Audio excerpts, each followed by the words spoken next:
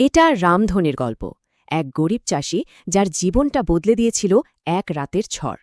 পরিবারের চোখে তখন নতুন স্বপ্ন, মনে হচ্ছিল এবারের ফসল তাদের ভাগ্য ফিরিয়ে দেবে। কিন্তু ভাগ্য বোধহয় অন্য কিছুই ভেবে রেখেছিল। সন্ধ্যায় এমন ঝড় এলো যা সব কেড়ে নিল। শুধু ফসল না, ডুবে গেল রামধনের সব আশা ভরসা। এক রাতেই সব শেষ।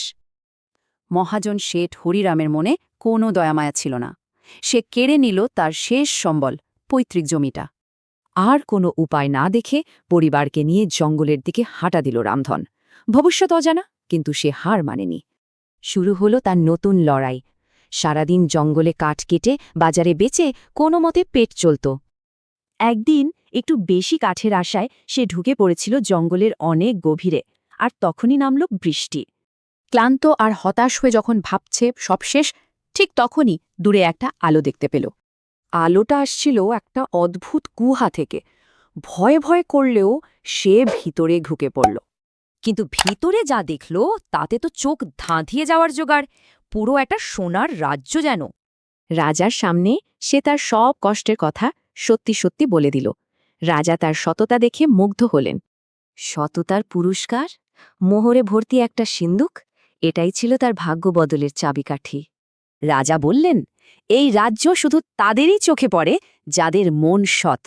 আসল পুরস্কার তো ছিল রামধনের সততা। রামধন কিন্তু টাকাটা খুব বুদ্ধি করে কাজে লাগাল। দেনা মিটিয়ে জমি ছাড়িয়ে একটা ব্যবসা শুরু করল। কিন্তু লোভী শেঠের চোখে পড়ল রামধনের এই উন্নতি। তার মনে জাগল সন্দেহ। পিছু নিল সে। শেঠও লোভে পড়ে গুহায় ঢোকার চেষ্টা করল, কিন্তু এক শক্তিশালী আলো তাকে পথেই আটকে দিল। প্রহরী জানিয়ে দিল, লোভীদের এখানে জায়গা নেই। শেঠ তার কর্মফল হাতে নাতে পেল। বেশ কয়েক বছর কেটে গেল।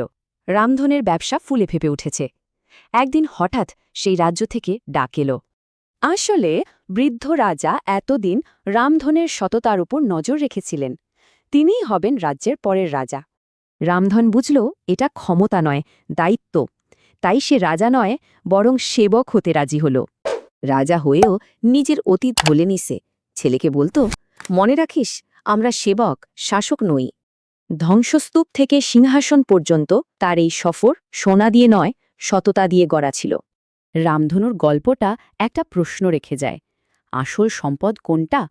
যা জমাই, নাকি যে সততাটুকু ধরে রাখি?